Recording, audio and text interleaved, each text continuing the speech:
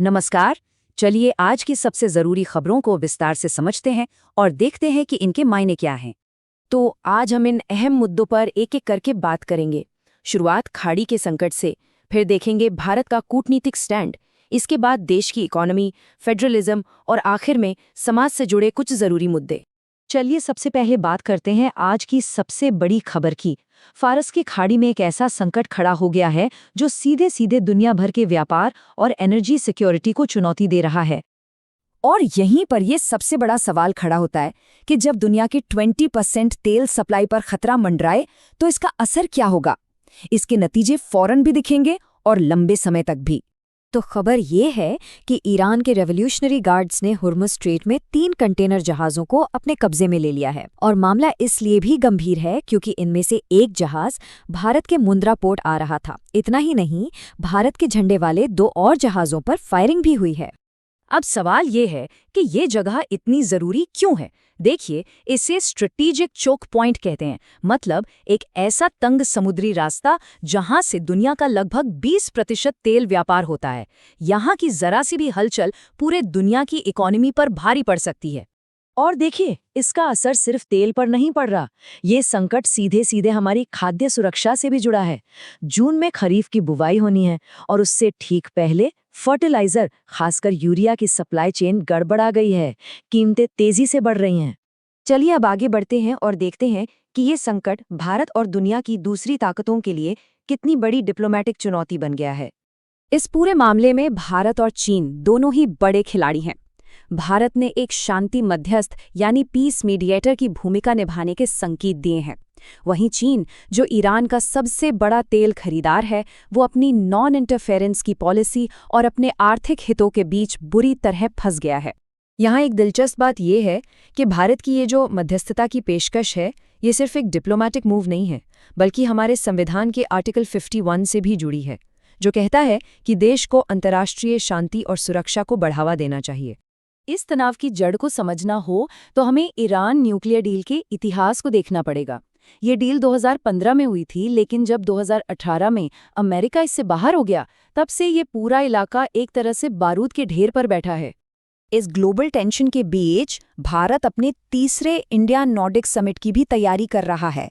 और यहाँ ये जानना दिलचस्प है कि नॉर्डिक देशों और स्कैंडिनेवियाई देशों में एक छोटा सा फर्क होता है, जैसा कि यहाँ स्क्रीन पर साफ दिख रहा है।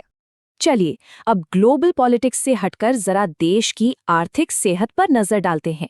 देखते हैं कि दुनिया में हो रही उथल-पुथल का हमारे घर पर क्या और कैसा असर पड़ रहा है। सबसे पहले एक अच्छी खबर। इंडियन रेलवे से जुड़ी एक रिपोर्ट आई है जो बताती है कि पिछले 10 सालों में रेलवे ने काफ़ी तरक्की की है। हादसों में ज़बरदस्त कमी आई है और तेज़ रफ्तार ट्रेनों के लिए ट्रैक भी बेहतर हुए हैं। लेकिन इकोनॉमी को लेकर एक बहुत बड़ी बहस भी चल रही है। कहा जा रहा है कि भारत जल्द ही दुनिया की तीसरी सबसे बड़ी इकोनॉमी बन जाएगा। पर सवाल ये है कि क्या बढ़ती हुई जीडीपी का मतलब हर किसी की तरक्की है? क्योंकि आंकड़े बताते हैं कि दौलत कुछ ही हाथों में सिमट रही है। इस पूरी बहस को सही से समझने के लिए जीडीपी, जीएनआई और जीवीए के बीच का फर्क समझना बहुत ज़रूरी है। ये तीनों ही इकोनॉमी को नापने के अलग अलग पैमाने हैं और हर पैमाना एक अलग कहानी बताता है। इसी बीच रिजर्व बैंक ऑफ इंडिया ने भी महंगाई को लेकर 3 बड़े खतरों की चेतावनी दी है। पहला, दुनिया में चल रहे युद्ध। दूसरा, एनर्जी की बढ़ती कीमतें। और तीसरा, अल नीनो का खतरा, जो हमारी खेती पर असर डाल सकता है। इन सब का असर रुपए पर भी दिख रहा है, जो कमजोर हो रहा है। पहली वजह तो साफ है, तेल का महंगा होना। लेकिन इसके पीछे और भी वजहें हैं, जैसे कि विदेशी निवेशकों का अपना पैसा निकालकर डॉलर जैसी सेफ करेंसी में लगाना। अच्छा, अब इकोनॉमी से आगे बढ़ते हैं और देखते हैं कि ये जो आर्थिक असमानता है, ये कैसे हमारे देश के पॉलिटिकल स्ट्रक्चर यानी संघवाद के लिए एक बड़ी चुनौती बन रही है। बात हो रही है डीलिमिटेशन की, मतलब लोकसभा सीटों का नए सिरे से बंटवारा। और अनुमान ये है कि इसके बाद उत्तर प्रदेश और बिहार जैसे राज्यों की सीटें बढ़ेंगी, जबकि तमिलनाडु और केरल जैसे राज्यों को अपने कई सीटें गंवानी पड़ सकती हैं। और यहीं से विवाद शुरू होता है। तर्क ये है कि जिन दक्षिणी राज्यों ने मेहनत करके अपनी आबादी को कंट्रोल किया, उन्हें अब इसी बात की सजा मिल रही है, कम पॉलिटिकल पावर के रूप में। इस सिचुएशन को पॉलिटिकल साइंस की भाषा में मैल प्रोपोर्शनमेंट कहते हैं। ये हमारे एक व्यक्ति एक वोट के सिद्धांत पर सवाल खड़ा करता है, क्योंकि अलग-अलग राज्यों में एक वोट की ताकत अलग-अलग हो जाती है। और चलिए अब आखिर में 2 ऐसी खबरों पर नजर डालते हैं जो समाज, कानून और सामाजिक बदलाव से जुड़े कुछ बहुत ही बुनियादी सवाल खड़े करती हैं। सुप्रीम कोर्ट की एक 9 जजों की बेंच एसेंशियल रिलीजियस प्रैक्टिस यानी आवश्यक धार्मिक प्रथा के सिद्धांत पर फिर से विचार कर रही है। इसमें मूल सवाल ये है कि किसी व्यक्ति के धार्मिक अधिकार यानी आर्टिकल 25 और किसी धार्मिक समूह के अधिकार यानी आर्टिकल 26 के बीच टकराव हो तो क्या होगा। और अंत में अर्थ डे के मौके पर क्लाइमेट चेंज से लड़ने का एक बिल्कुल नया नजरिया सामने आया है। कहा जा रहा है कि हमें डर और त्याग की बातें छोड़कर इसे एक पॉजिटिव, आशावादी और कम्युनिटी मूवमेंट बनाना चाहिए।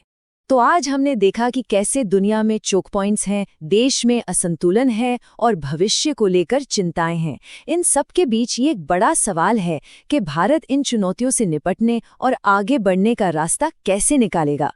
तो ये थी आज की मुख्य खबरें, लेकिन अगर आप और डिटेल में जाना चाहते हैं तो इस पूरे एनालिसिस की PDF जिसमें डिटेल्ड नोट्स और प्रीलिम्स के लिए MCQs भी शामिल हैं, वो आपको हमारे टेलीग्राम चैनल पर मिल जाएगी। आप स्क्रीन पर दिए गए QR कोड को स्कैन कर सकते हैं या फिर डिस्क्रिप्शन और बायो में दिए गए लिंक पर क्लिक करके चैनल से जुड़ सकते हैं।